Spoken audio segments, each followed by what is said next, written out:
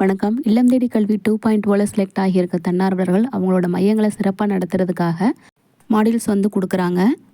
இந்த மாடியூல்ஸில் என்னென்ன இருக்குது அப்படின்னு பார்த்தீங்கன்னா, கையேடு, சுவரொட்டி, அட்டை இந்த 3 விதமான கற்றல் உபகரணங்கள் வந்து கொடுக்குறாங்க. தமிழ், ஆங்கிலம், கணக்கு இந்த 3 பாடங்களுக்குமே கொடுக்குறாங்க. தமிழ் பாடத்துக்கு ஒரு கையேடும் 8 அட்டைகளும் வந்து கொடுக்குறாங்க. ஆங்கில பாடத்துக்கு ஒரு கையேடும் 16 அட்டைகளும் கொடுக்குறாங்க. கணக்கு பாடத்துக்கு ஒரு கையேடும் 2 சுவரொட்டிகளும் வந்து கொடுக்குறாங்க. மாவட்ட வாரியாக எவ்வளவு தன்னார்வலர்கள் செயல்பட்டு இருக்காங்க அவங்களுக்கு இந்த கற்றல் மற்றும் கற்பித்தல் உபகரணங்களை பிரித்து கொடுப்பாங்க.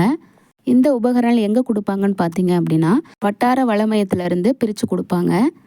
இந்த உபகரணங்கள் வாங்கும்போது தன்னார்வலர்கள்ட்ட கையொப்பம் வாங்கணும்னு வந்து சொல்லியிருக்காங்க. அதே போல் தன்னார்வலர்கள் தினமும் ஐடிகே ஆப்பில் கரெக்டாக வந்து மாணவர்களுக்கு அட்டண்டன்ஸ் போடணும்னு வந்து சொல்லியிருக்காங்க. ஸோ ப்ராப்பராக வந்து அட்டண்டன்ஸ் வந்து போடுங்க.